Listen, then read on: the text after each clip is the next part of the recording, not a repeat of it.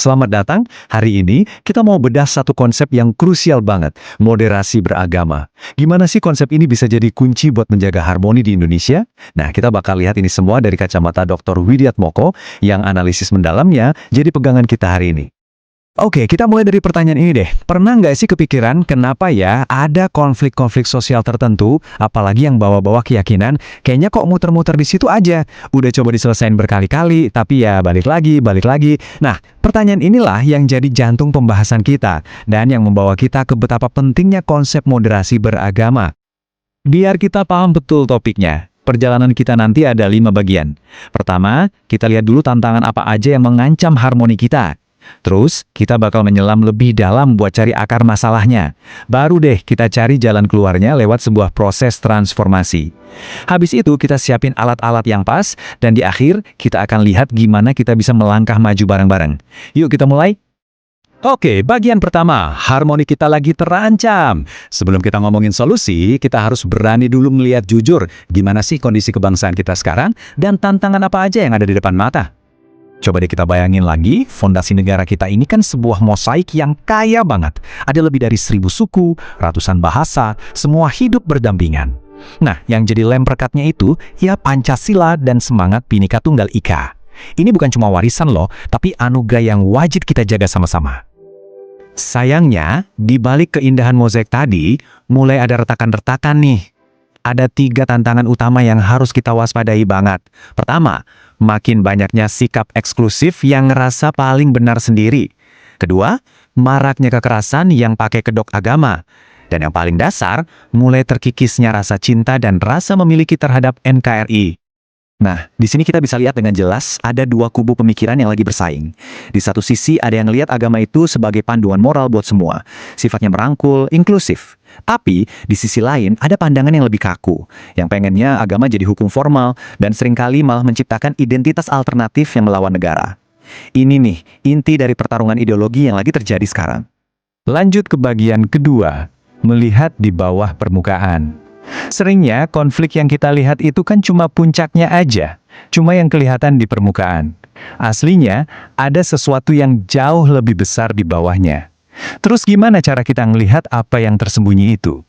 Jawabannya ada di sebuah alat analisis yang keren banget. Namanya analisis gunung es. Logikanya gampang banget. Sama kayak gunung es, bagian terbesar dari sebuah masalah sosial itu justru nggak kelihatan, tersembunyi di bawah air.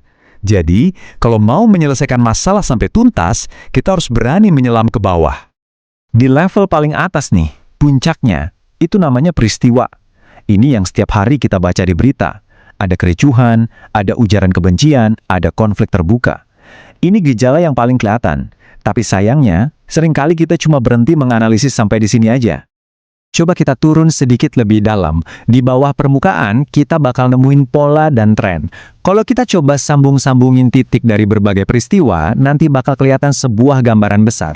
Kita jadi mulai bertanya, kejadian ini cuma sekali aja atau jangan-jangan bagian dari sebuah pola yang lebih besar ya? Kok kayaknya berulang terus? Kita menyelam lebih dalam lagi, dan kita temukan struktur sistemik. Nah, ini dia yang bikin pola-pola tadi terus-terusan terjadi.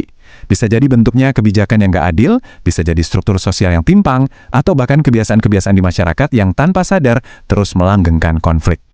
Dan akhirnya kita sampai di dasar gunung es, di inti semua masalah, model mental. Ini adalah soal keyakinan dan cara pandang kita yang paling dalam.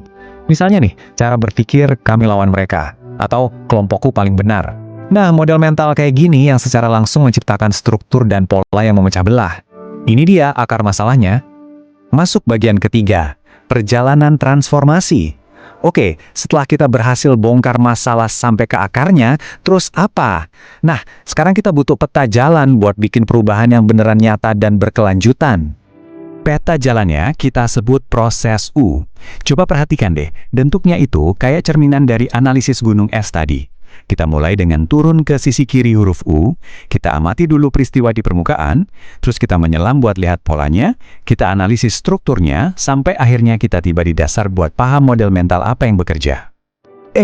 Setelah sampai di dasar, kita nggak diam di situ, kita mulai mendaki lagi ke sisi kanan U. Nah, ini fase aksinya. Kita mulai dari akarnya dengan memikirkan ulang model mental kita. Dari situ, baru kita bisa merancang ulang struktur yang lebih adil, membingkai ulang narasi untuk menciptakan pola yang baru, dan akhirnya kita bisa bereaksi dengan tindakan-tindakan baru di level peristiwa. Lanjut ke bagian 4. Perangkat untuk membangun jembatan. Perjalanan ini jelas nggak gampang ya kan? Makanya kita perlu bekal semacam toolkit mental yang bakal bantu kita membangun jembatan, bukan malah membangun tembok.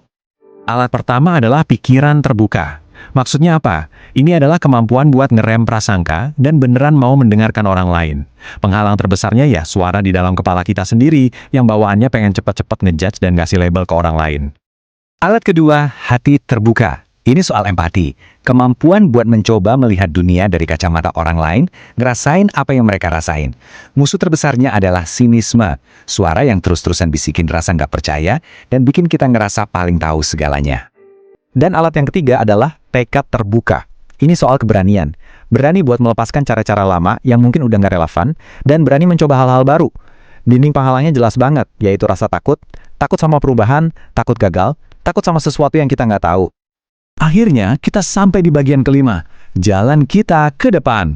Nah, setelah kita paham masalahnya, punya alatnya, sekarang kita bisa lihat dengan lebih jernih, wujud nyata dari solusi yang kita tuju itu apa sih? Jawabannya, moderasi beragama. Ini dia jantung dari semua yang kita bahas, moderasi beragama. Penting banget buat dipahami, ini bukan berarti jadi abu-abu atau setengah-setengah dalam beragama ya. Justru sebaliknya, ini adalah cara beragama yang dewasa, yang ngambil jalan tengah buat melindungi martabat manusia dan membangun kebaikan bersama, sambil tetap patuh sama konstitusi negara kita. Terus gimana cara ngukurnya? Gimana kita tahu kalau moderasi beragama ini beneran jalan? Nah, ada 4 indikator kuncinya nih. Komitmen yang kokoh pada kebangsaan, toleransi yang tulus sama perbedaan, sikap anti kekerasan yang gak bisa ditawar-tawar, dan yang terakhir, penerimaan terhadap tradisi lokal. Ini bukti kalau moderasi itu bukan cuma teori, tapi sesuatu yang praktis dan bisa kita lihat hasilnya bareng-bareng. Pada akhirnya, menjaga Indonesia itu adalah sebuah perjalanan kolektif.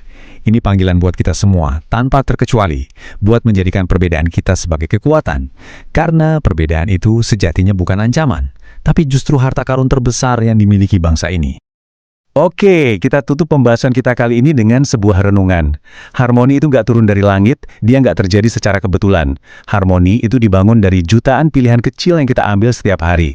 Jadi pertanyaannya sekarang bukan lagi apa yang bisa dilakukan orang lain, tapi pilihan apa yang akan saya dan Anda buat hari ini untuk ikut membangun jembatan, bukan malah membangun tembok.